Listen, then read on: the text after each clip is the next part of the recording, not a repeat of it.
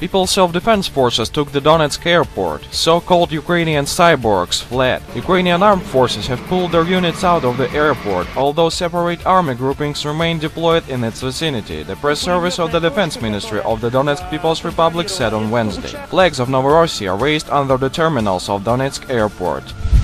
Same time, Ukrainian media report that a whole bunch of Kadyrov's men have been captured in the Donetsk airport, the soldiers of Ramzan Kadyrov's guards. Also, more than 250 Russian soldiers have been killed in the fighting. However, there is neither a video record nor at least a photo of this epic Ukrainian victory. In this connection, we have a little appeal to the Ukrainian military. We know we cannot teach you not to conduct mass shellings of residential districts, heinous tortures of POVs and robberies of civilians. That is why we are not going to ask you for much. We'll ask you for just a little bit. If you have captured Kadyrov's personal guards, including his pet tiger, trashed 400 GRU Spetsnaz soldiers in exoskeletons with cloaking devices and jetpacks, burned 58 latest Russians Armata robotanks, and also in the meantime sank 2 strategic nuclear submarines of the Russian Northern Fleet, you just pull out your mobile phone and record a video with your great heroic deed. After this, your epic Ukrainian win is duly registered and confirmed. No video, no epic victory. If your commanders forbid you to carry mobile phones, buy cheap cameras without mobile connection options, or ask the USA to send them in another aid package for the young Ukrainian democracy. Epic Ukrainian wins cannot be confirmed without videos, because you've already learned to doctor pictures in Photoshop. Moreover, we are so mean and so cynical that we consider epic Ukrainian wins plain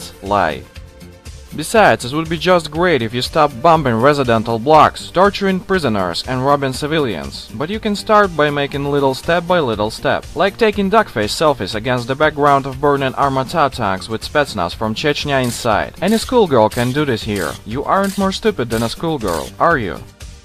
Here's a very clear illustration of this. A burned-down column of the latest Russian armor in Gorlovka. Immediately after the hits of Ukrainian shells, Russian transformer tanks changed their shape into a convenience store building, disguising themselves better than Megatron ever could.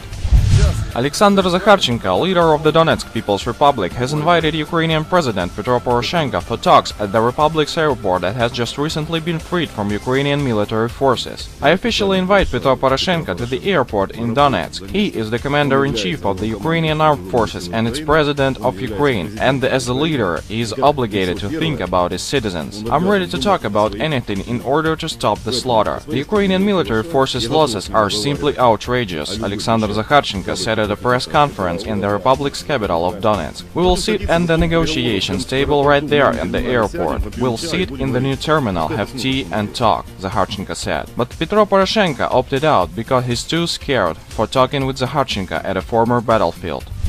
Ukrainian military, why are you so upset? Do you not like our appeal? Don't worry, fly to visit Donetsk. We will have a good conversation and a fun... Oh, you can. You have in the airport.